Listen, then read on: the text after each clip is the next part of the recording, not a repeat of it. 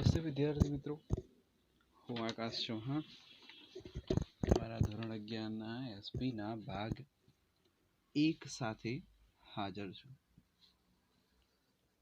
આપણે લાસ્ટ વિડીયોની અંદર સેક્રેટરીના 6 પ્રકાર કીધા હતા અને એને યાદ રાખવા માટે તમને એક નામ આપ્યું હતું કે ખારા કરા વીમળાના છે, એમાં કંપની તો સાવ છે.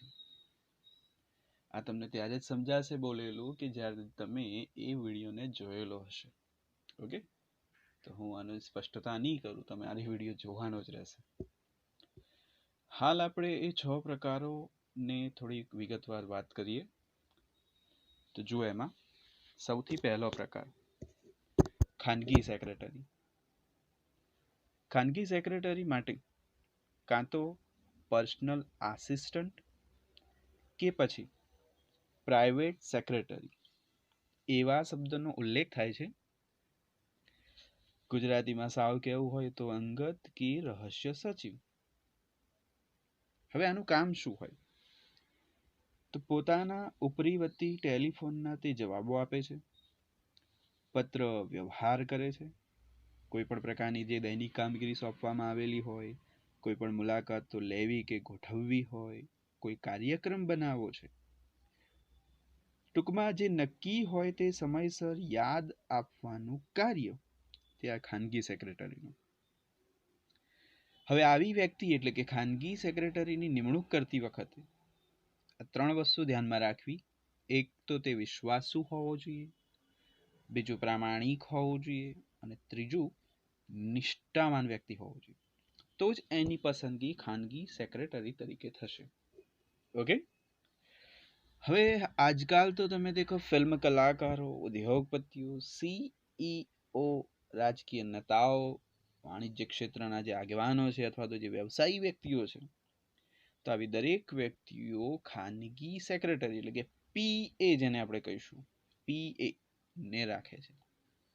ઓકે, તો બાળકો આ હતી કંઈક માહિતી ખાનગી સેક્રેટરીની.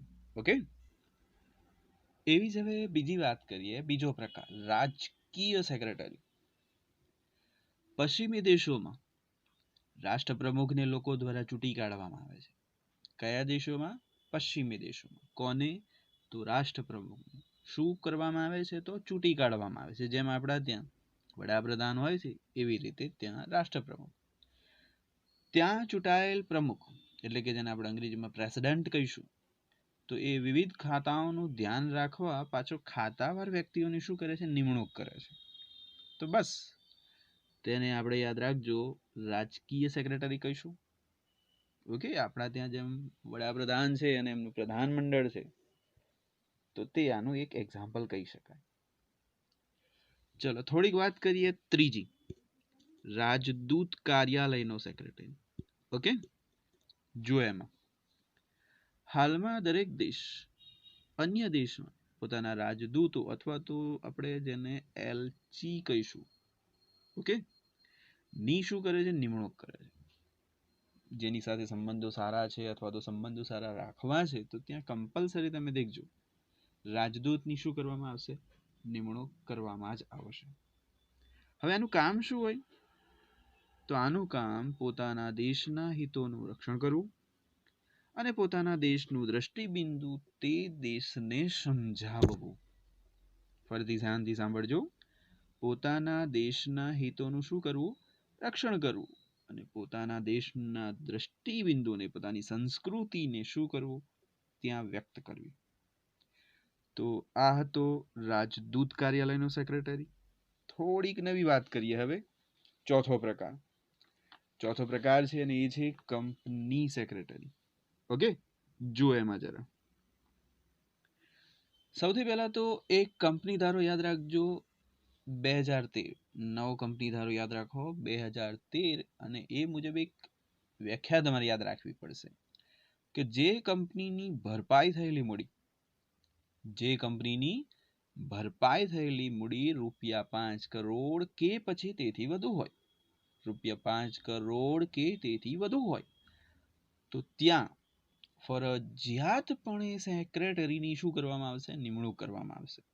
જો બાળકો યાદ રાખજો આટલું, બે વસ્તુ યાદ રાખવાની. પહેલી તો કયો કંપની ધારો હતો? 2013 અને કેટલી મૂડી? ભરપાઈ થયેલી મૂડી. યાદ રાખજો, ભરપાઈ થયેલી મૂડી 5 કરોડ કે તેથી વધુ. તો ત્યાં કમ્પલસરી શું કરવામાં આવશે? સેક્રેટરી નિમાશે જ. હવે આ કંપની ધારા મુજબ કંપની એક પાછી યાદ રાખો કૃત્રિમ વ્યક્તિત્વ ધરાવે છે. કંપની ધારા મુજબ કંપની શું છે? એક કૃત્રિમ વ્યક્તિત્વ. મતલબ કે આ તમને 1 માર્ક્સના પ્રશ્નમાં હોઈ શકે પૂછાતો કે ભાઈ કંપની ધારા મુજબ શું છે? તો એક કૃત્રિમ વ્યક્તિત્વ. કંપનીનું સંચાલન કરવા સંચાલક મંડળ હોય છે, કેમ કે કંપની અને તેના માલિકો એટલે કે જે શેર હોલ્ડરો હોય છે તો એ બંને કેવા હોય? જુદા જુદા હોય. ઘણા શેર હોલ્ડરો તો તમે દેખજો જે તે પ્રદેશમાં કંપની હોય એનાથી એ ઘણા દૂર રહેતા હોય. તો પછી એ લોકો શું કરશે? કંપનીના સંચાલન મંડળમાં તો હશે પણ કામગીરી યોગ્ય રીતે નહીં કરી શકતા હોય. તો સંચાલક મંડળના બધા જ સભ્યો બધા જ નીતિ નિયમો અને ધારાકીય જોગવાઈઓથી પરિચિત હોતા નથી. મેં તમને હમણાં જ વાત કરી તે મુજબ કે તેઓ સ્થાનિક પણ ઘણી વખત તો હોતા નથી. તો પછી વહીવટ યોગ્ય રીતે અને કાર્યક્ષમ મુજબ રીતે થાય તો એ માટે કોઈ સક્ષમ અધિકારીની શું કરવામાં આવે છે? નિમણૂક કરવામાં આવે છે કે જે આની વચ્ચે શું રાખે? સમતુલા રાખે. ઓકે, તો બસ એવો વ્યક્તિ અથવા તો જેની નિમણૂક કરવામાં આવે છે તે એને જ આપણે સાદા સરળ શબ્દોમાં શું નામ આપી દીધું? Company secretary. આ સેક્રેટરી સંચાલક મંડળના અંકુશ હેઠળ કામ કરે છે અને તેને જે સત્તા સોંપવામાં આવેલી હોય એના આધારે શું કરશે? આગળની કાર્યવાહી કરશે. મેં તમને લાસ્ટ વિડીયોમાં જ આના પણ પેટા પ્રકાર કીધા હતા મિત્રો, યાદ રાખજો. કોના? કંપની સેક્રેટરીના. અને કેટલા છે? તો 2 છે. એક સામાન્ય સેક્રેટરી અને બીજું છે વહીવટી સેક્રેટરી. તો ધ્યાન આપો. એમાં પહેલી વાત કરીશું સામાન્ય સેક્રેટરીની. તો જુઓ, એમાં કંપની વતી જે પત્ર વ્યવહાર કરે. ફરીથી મિત્રો સાંભળજો, સામાન્ય સેક્રેટરી વિશે આપણે વાત કરી રહ્યા છે. કંપની સેક્રેટરી વતી જે શું કરતો હોય? પત્ર વ્યવહાર કરતો હોય. કોની વતી? કંપની વતી. બીજું યાદ રાખો કે સંચાલકોના આદેશ મુજબ શેર ડિબેન્ચર જે બહાર પાડતો હોય, સાથે શેર વેચણી, શેર જપ્તી, શેર ફરબદલી વગેરે જેવા કાર્ય કરતો હોય.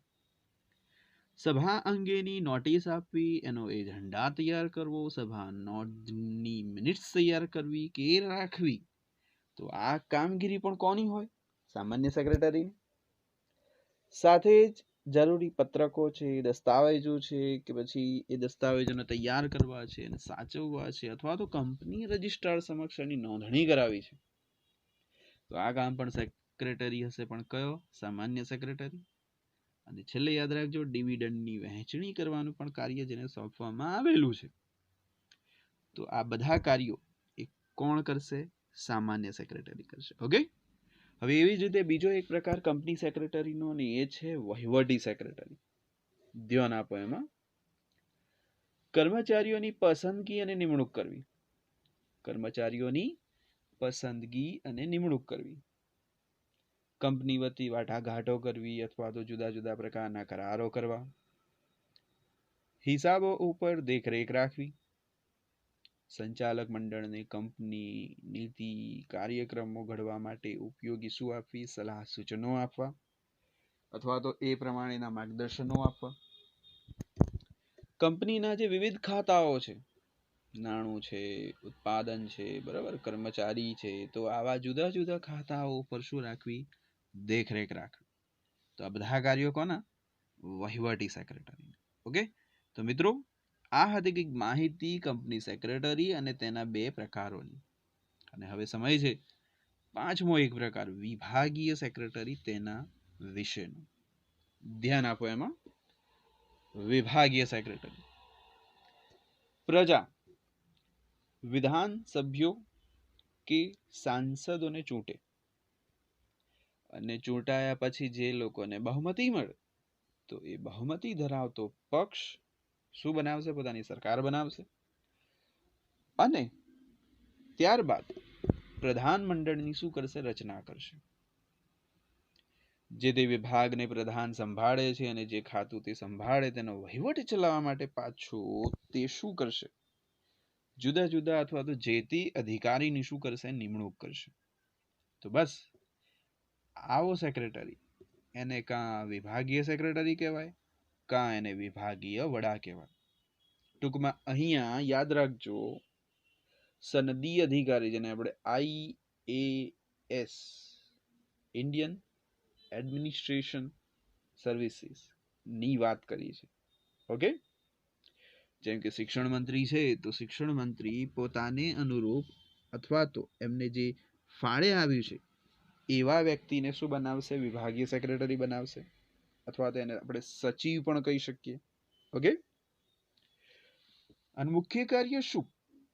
તો જે તે વિભાગ નીતિ ઘડતર મુજબ ચાલે છે કે નહીં તે જોવાનું છે. ઉદાહરણ તરીકે હાલનું જે આપણે આપી દઈએ, માની લો કે ભાઈ હાલમાં જે મહામારી ચાલી રહી છે તો એ મહામારી છે તો એ કયા વિભાગને આવશે હસ્તક? આરોગ્ય વિભાગને આવશે. તો જે આપણા આરોગ્ય મંત્રી ખરા એ સલાહ સૂચન કે પછી એમને જે પણ યોગ્ય લાગે પોતાના જે સચિવ ખરા એને શું કરશે? ધ્યાનમાં લેશે. છેલ્લે અમે તમને એક બીજી માહિતી આપવાનું વિચાર્યું. તો તેણે જે પણ કાર્ય એને સોંપવામાં આવે એના નીતિ ઘડતર મુજબ તો એ નિષ્ઠાપૂર્વક, પ્રામાણિકપણે અને કાયદાકીય રીતે સંચાલન કરવાનું હોય છે. ધ્યાન રાખજો. માન લો કે તમને વિભાગીય સેક્રેટરીના ઉદાહરણ પૂછે છે તો એક તો યાદ રાખજો આપણા શિક્ષણ વિભાગના સચિવનું કે સેક્રેટરીનું. બીજું યાદ રાખો ગૃહ વિભાગના જે સેક્રેટરી હોય તેઓનું. ઓકે, અને હમણાં તો એક ઉદાહરણ આપ્યું હતું કે જે આરોગ્ય વિભાગ છે અથવા તો આરોગ્ય ખાતું છે તો તેમના સેક્રેટરી. ઓકે, ચાલો ત્યારે હવે થોડીક વધુ વાત કરીએ આપણા છેલ્લા પ્રકાર વિશે, અને એ છે મંડળના સેક્રેટરી. માનવ સંસ્કૃતિની વિકાસની આગેકૂચ જેમ જેમ આગળ વધી, માનવ સંસ્કૃતિની વિકાસની આગેકૂચ જેમ જેમ આગળ વધી તેમ સામાજિક, આર્થિક, સાંસ્કૃતિક બાબતોનો પણ વ્યાપ વધ્યો, વિસ્તાર વધ્યો, સ્વરૂપ જે ખરું એમાં ફેરફાર થયો અને એને આધારે કેટલાક મંડળો જોવા મળ્યા. તો બસ આ મંડળોના આધારે પણ સેક્રેટરીની શું થાય છે? નિમણૂક થાય છે. તો બસ હવે પછીનો આપણો મુદ્દો એ જ છે. અને એમાં જુઓ, પહેલું મંડળ વિદ્યાર્થી મંડળના સેક્રેટરી. વિદ્યાર્થી મંડળના સેક્રેટરી તો જુઓ એમાં શાળા કોલેજોમાં લોકશાહી પ્રણાલીની સમજ આપવા, વિદ્યાર્થી અધિકારોને ક્રિયાન્વિત કરવા, પ્રશ્નોને વાચા આપવા વિદ્યાર્થીઓ ચૂંટણી દ્વારા પોતાનામાંથી જ સેક્રેટરીને શું કરે છે? ચૂંટી કાઢે છે.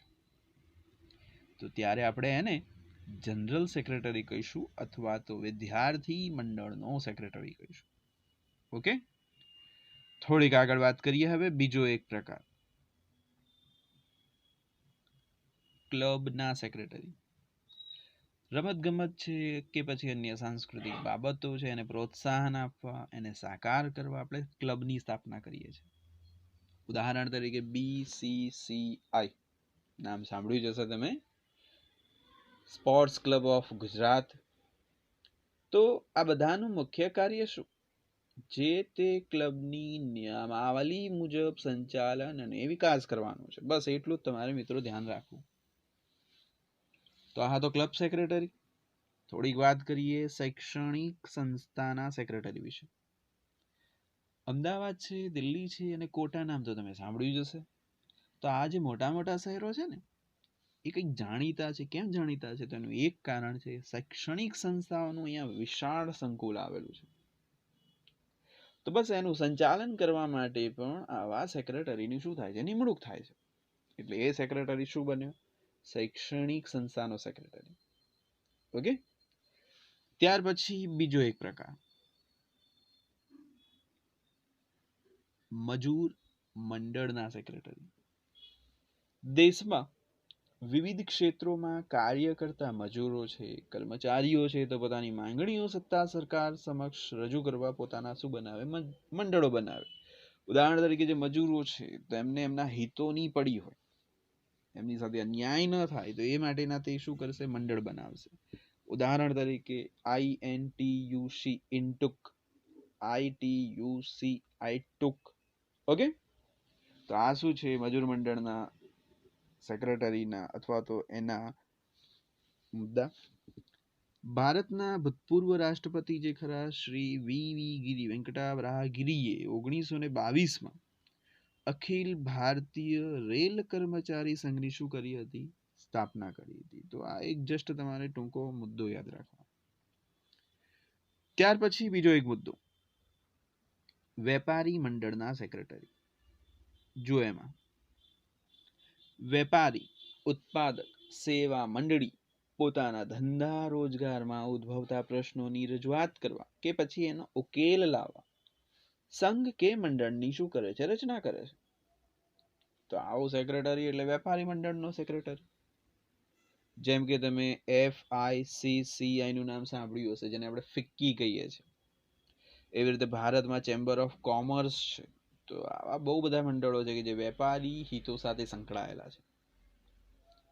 ત્યાર પછી છેલ્લે સહકારી મંડળીના સેક્રેટરી, કોઓપરેટિવ જેને કહેવાય. આર્થિક, સામાજિક, સાંસ્કૃતિક ઉત્થાન માટે આવી મંડળીની શું થાય છે, તો રચના થાય છે. ઉદાહરણ તરીકે હાઉસિંગ સોસાયટી માટે તમે જો કોઓપરેટિવ હાઉસિંગ સોસાયટી લિમિટેડ, તમે નામ ક્યાંક સાંભળ્યું હશે, તમારા સોસાયટી છે બરાબર, ધારો કે, અથવા તો જે શાળા કોલેજ કે અન્ય સંસ્થાઓ છે પોતાના સ્ટાફ માટે ક્રેડિટ કોઓપરેટિવ સોસાયટી ની શું કરે છે, રચના કરે છે.